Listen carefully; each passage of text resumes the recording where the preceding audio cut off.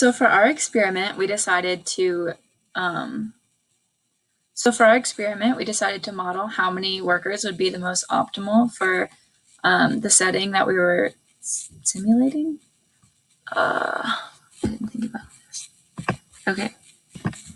When we went to J.Crew, we got to talk to Eric Detweiler, who is the industrial engineer there at the J.Crew warehouse. And he went and showed us around the assembly sorter, and he showed us all of the different things that we could possibly simulate and all the different problems that they had. And one of them was how many workers they should have at each station to get that maximum number through. So like the least time in the system for the entity.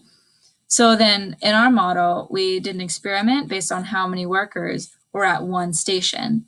So we only simulated half of the assembly sorter, but it gave us a number for how many should be at one station. And as you'll tell in our conclusions, we found that number, which was pretty cool. And Eric was able to give us some numbers that we could use in our system so that we could give him some useful information. We got some pictures while we were at the location. We got some pictures of the bins. So there's some bins that the person would put each piece of clothing into, and they go around in a circle. And after they get scanned, if they're scanned correctly, they'll dump into a bin, which will then eventually get sorted into wherever it needs to go.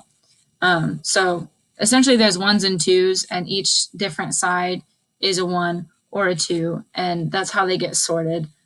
And then there's some other like more complicated things that go into it later, but what we mostly focused on was the sorting between the 1s and the 2s.